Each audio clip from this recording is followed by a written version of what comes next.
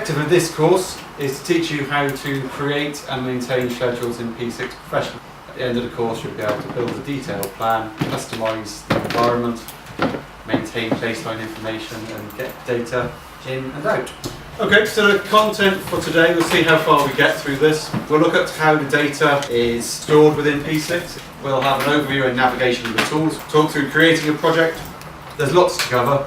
It's all fairly standard stuff, so if the terminology is unexpected at this stage, don't worry, it will become second nature by the end of Friday. The schedule that we're going to be using for day 1 and day 2 is from a London leisure centre in Elephant and Castle, as it happens. When was it? It was due to finish in 2014. I believe it has just about finished now. It's a real life example, so some of it will hopefully make sense. So, what is P6 Professional? It's been around for many years now. It started in 1983. It's generally considered to be the market-leading planning tool for construction, engineering, aviation, all major heavy industries. The version we're using today is version 16.2 if you installed it from the website.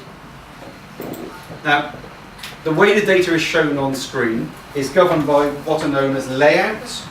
A layout will determine what columns are shown on screen, so people will be looking at similar data, but just in a different way.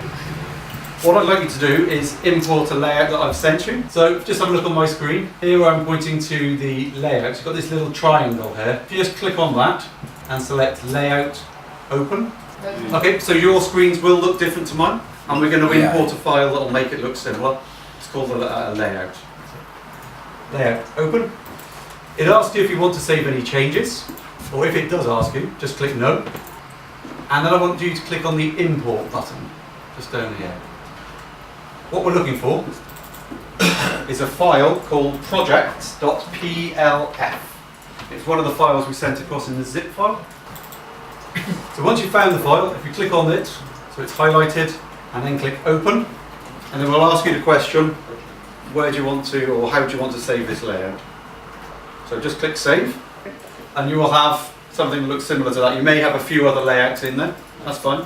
Someone once explained layouts to me as a different pair of glasses for different situations.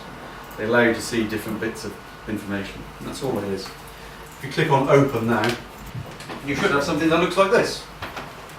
So, what you can see on your screens is called the Enterprise Project Structure.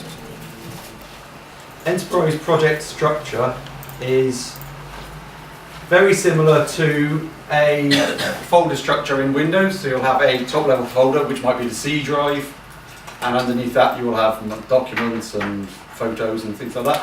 It's where you store projects. So the top level of your P6 structure is called Enterprise. So that's all the projects within the company, all of your projects. Beneath that, you will have different departments within the company.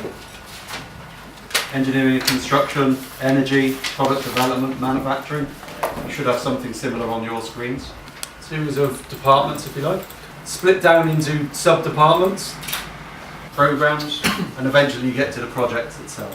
So those are the files, if you like, within your file structure. So the enterprise project structure is a way of controlling access to all of those projects. We're all working on standalone versions, so everybody can access, you can all access everything within your own computer, obviously. Within a project, you will have something called the work breakdown structure.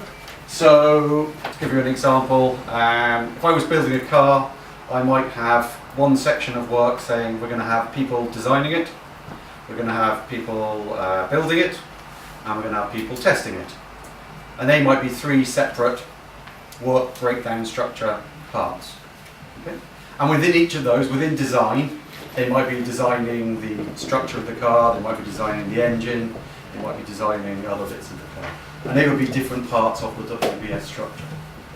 So to draw that up, I might have 3 strands of work: design, build, and test.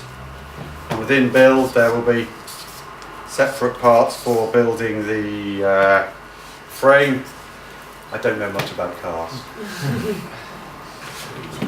Frame, engine, and so on. And then within each of these there will be a series of activities to actually build the frame. And it's those activities where you will find people assigned to them. So people actually will do the activities. The structure just allows you to group together the work to make it a bit more manageable. That's the idea of a work breakdown. You could also say, because we've got these activities going on, that activity is going to take 20 days, that activity is going to take 40 days, it's going to cost £100,000, £250,000. So I know that my frame costs me £350,000. You can roll up all the information within them. So it gives you the ability to group the work, so you know how much things cost, you know who's working on it, you know how long it's going to take. And P6 allows you to build these schedules so that you can get all this information together and actually make some sensible decisions on how you're going to run your project. Okay, thanks very much guys, that's it for today. I hope you enjoyed the course. If you need any further information, just come back to us at Dirextra and we'll help you out.